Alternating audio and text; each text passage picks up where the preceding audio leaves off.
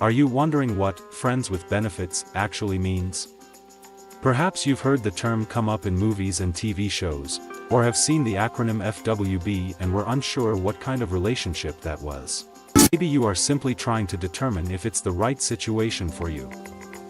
Whatever the case may be, in order to make a friends with benefits relationship work, it's important to understand what this kind of casual connection truly means and entails. Here, we outline exactly what these relationships are and share advice on how to determine if the style is right for you. Plus, we provide tips on making sure your friends with benefits relationship is a healthy one. So, we need to repeat this is not a storytelling movie. It's a review movie. Something like what Honest Trailer has been doing, but it's more on a catchy things going on. Let's do this. Friends with Benefits is a romantic comedy that follows a predictable pattern but can still be enjoyable. This is the second movie this year that wonders if people can have sex without falling in love, and the second movie that wrongly believes it is not possible, but of course it is. It's not possible if you're Mila Kunis and Justin Timberlake and the audience wants to see a romantic ending. I suggest this as a new rule. It should not be allowed for movies that have famous actors and a lot of money to show them having intimate relationships and then separating them at the end. Why Friends with Benefits works for some people. Having no strings attached, as in the lack of emotional commitment, emotional investment, or both formal and informal obligations of a relationship, can be alluring to people for different reasons. People who have a preference for non-monogamous relationships and those who don't have the time for or an interest in the emotional efforts or time commitment of a traditional relationship might prefer a friends with benefits scenario. Someone who has had negative experiences in past relationships and isn't ready to open up emotionally can benefit from the physical benefits of a friends with benefits relationships without sacrificing their sense of safety in non-commitment. Individuals that identify as aromantic or have no interest in romantic attraction may also be drawn to these relationships, as would those already in open romantic relationships only seeking to fulfill sexual needs. The big news about this movie is that it shows that both Timberlake and Kunis are really good at funny movies. Since they have already shown their talent in movies like The Social Network and Black Swan, it suggests that they are genuinely skilled overall. Now all that is remaining for them to overcome are the characters from comic books who possess superpowers. She acts as Jamie, a person who finds high-level workers for companies in New York City.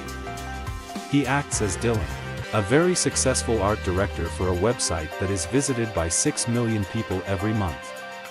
This enables him to work with a lot of people in an office. My website is getting more visitors even though I am the only one working on it. But Dylan's company is clearly better at running a business. Jamie convinces Dylan to travel to New York and apply for a dream job, being an art director for GQ magazine. He likes the idea, but she convinces him one evening by being extremely charming, even if she is Meg Ryan. Be clear about additional casual sexual partners. If you're thinking about entering a friends with benefits relationship, it's important to keep in mind that your connection isn't a monogamous one. In fact, either of you is free to date more people, have other friends with benefits relationships, and/or play the field as much as you'd like. In addition to protecting your physical health, it's important that you protect your emotional health by understanding that your FWB relationship can end at any time and for any reason. You may agree to discuss other partners with one another or choose to not know the details. Either way, both of you need to set parameters around the use of protection and getting tested regularly for STIs. Going on one dinner date leads to going on another. You can predict what will happen. They say they have had bad experiences with romantic relationships, they promise they are not seeking a new one, and they agree to have purely physical sex without any emotional attachments. This means that there is something happening under a blanket where it is easy to understand what is happening based on how things move under it, even if we cannot see them. This part is written, directed and acted really well. It takes a lot of talent to make scenes like this funny. The formula now says that they need to love each other, face challenges, have disagreements, break up permanently, and so on. Friends with Benefits is more fun to watch because there are a lot of talented actors in the cast. Patricia Clarkson is Jamie's mom. She is a person who still follows the ideas from the sexual revolution. Richard Jenkins is an actor who plays the role of Dylan's dad. Dylan's dad has a condition called Alzheimer's which affects memory. This disease is where the person occasionally has moments when they are clear-minded and can give important speeches, but then they go back to being unwell. At the GQ office, Dylan becomes friends with Tommy, the sports editor. Tommy is openly gay and very passionate about his job. He even travels to work in a speedboat. This makes me think about Dylan's work on the magazine's website, where he writes stories like, "Tips for wearing white pants to a cookout." I think GQ is pretty cool, but not completely. They have a great article about Mila Kunis, and their website also has information about plaid pocket squares. The guy in the update talks about how he wears his pocket square depending on his mood. He usually folds it straight across, but I wander off. One of the jokes in the movie is that Dylan and Jamie are aware of all the overused and predictable situations seen in love stories and are too cool to be fooled by them in their own relationships.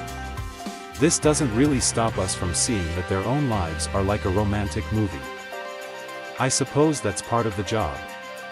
However, not every romantic comedy has good conversation that is spoken well and quickly.